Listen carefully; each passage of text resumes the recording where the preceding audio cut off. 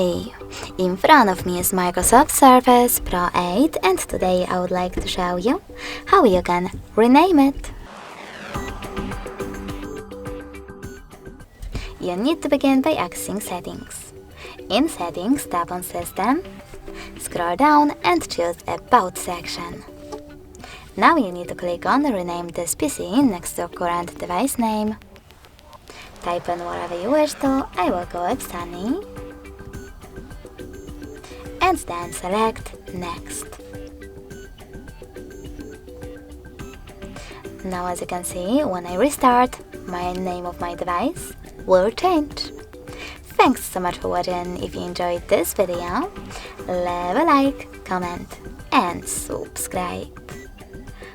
Bye!